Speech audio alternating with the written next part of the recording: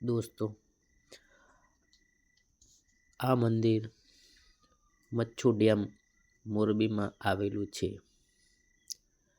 દોસ્તો, આ મંદિર ડેમની વચ્ચે હેઠે અને આ મંદિર એવું છે કે આની અંદર તમે જોશો તો આ અંદર એક ગુફા જેવું છે અને ગુફાની અંદર ભોલેનાથ બેઠા છે.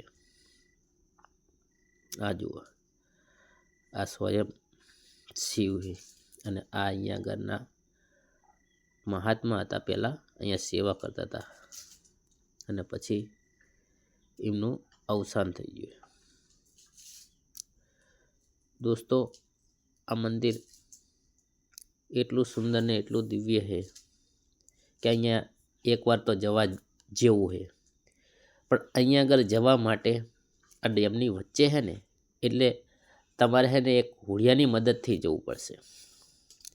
અને હવે તમે વિચારશો કે અહીંયા આગળ હોડિયું કઈ જગ્યાએ મળશે? તો દોસ્તો, અહીંયા ડેમની જોડે જ મછવારા કેટલાય રહે છે.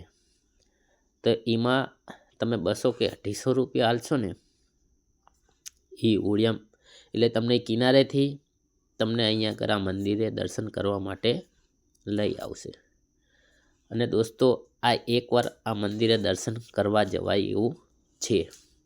કેમ કે અહીંયા આગળ દોસ્તો, અહીંયા આગળ ખાવા પીવાની બી સુવિધા છે. અને દોસ્તો, અહીંયા આગળ એકવાર તો દર્શન કરવા જવાય એવું જ છે. કેમ કે અહીંયા આગળ તમે જુઓ, શિવનું એક મંદિર નહીં, અહીંયા આગળ હરેક કઈ જાતના દેવી દેવતાઓનું મંદિરો છે. અને દોસ્તો, આ મંદિરે જવાથી કેટલો આનંદ આવે છે ખબર છે? એ તો તમે આગળ જશો ને એ પછી તમને ખબર પડશે. કેમ કે ચારે બાજુ એક પાણી અને એ ચારે બાજુ ડેમ અને એ ડેમની વચ્ચે વચ્ચ આ મંદિર છે. અને દોસ્તો, આ મંદિરે આનંદ જ એટલો આવે છે. કેમ કે આ મેં સ્વયં જઈને અહીંયા અનુભવ કરેલો છે. આ હે રાધા કૃષ્ણનું મંદિર. આવા અનેકો જાતના અહીંયા આગળ